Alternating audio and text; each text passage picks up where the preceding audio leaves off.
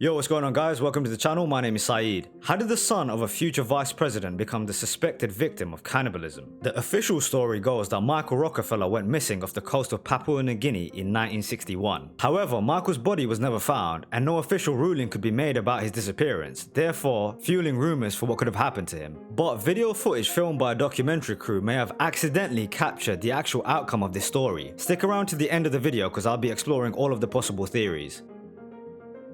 Michael Rockefeller was born on May 18, 1938, the fifth of seven, whose father was Nelson Rockefeller, who would go on to become the vice president to Gerald Ford in 1975. If the Rockefeller name isn't ringing a bell, Rockefeller is of course one of the great American dynasties made famous by a certain John D. Rockefeller of Standard Oil. With his grandfather being one of the richest men in history, Michael grew up in a privileged life. This means traveling, sailing, and private schools growing up, and it's in this combination that I think Michael develops his desires for adventure. In one of his later adventures, Michael would go on to write this quote in one of his letters: "It's the desire to do something adventurous at a time when frontiers, in the real sense of the word, are disappearing." It's this desire for adventure that would have him join the Harvard Peabody Museum's expedition to study the Dani tribe in his first trip to the island of Papua. Although Michael does enjoy his time studying the Dani tribe, working as a sound recordist for the documentary film being made, him and a friend briefly leave the expedition to go find his true fascination on the island: the Asmat tribe. The Asmat tribe inhabit the southwestern coast of the island and are known for their culture, traditions, and incredible wood carvings. This first visit only fuels Michael's desire to understand the Asmat's incredible art more deeply. So, in November 1961, Michael Rockefeller makes his second trip to the island of Papua. Little does he know, this is going to be his last expedition. Okay, so here are the last known parts of Michael's last expedition.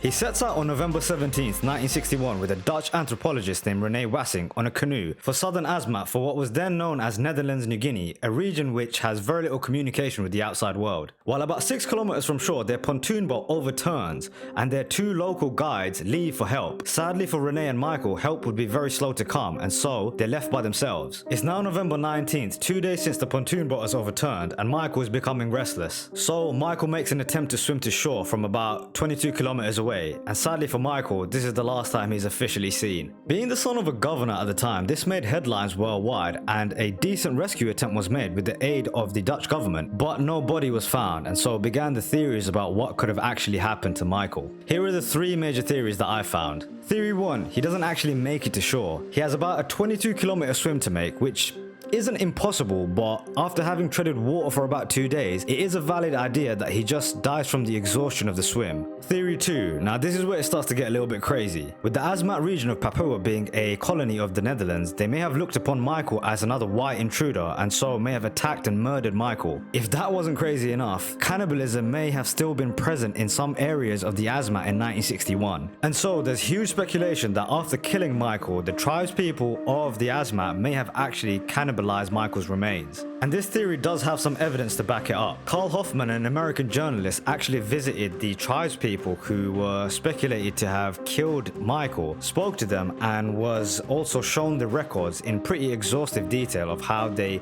split up Michael's body and consumed his parts. So if that wasn't crazy enough, we have theory number 3 now. Malcolm Kirk, a National Geographic documentary filmmaker, is filming footage of the Asmat people. It's in this footage of tribespeople in their loincloths paddling their canoes in the water. There seems to be a grainy white figure amongst the tribespeople. And I mean, he's in full uniform. So why not stop and question the guy? Well, they actually only found the figure after the fact when they were editing the footage. And so this starts to fuel speculation that Michael has become this Kurtz-like figure from the Heart of Darkness, or just found freedom in his new loincloth. Okay, so what do I think actually happened?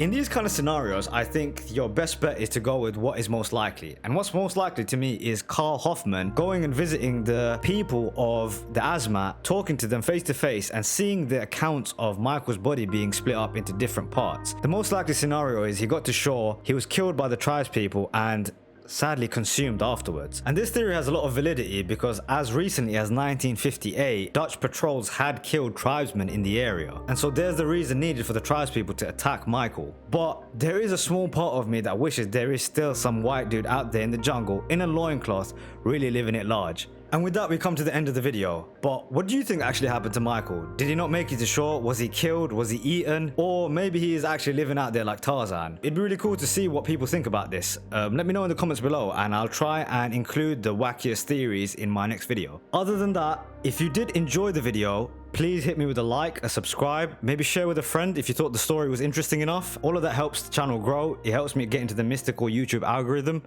And I guess all I have to say is I really appreciate you guys watching. Have a blessed day and peace out.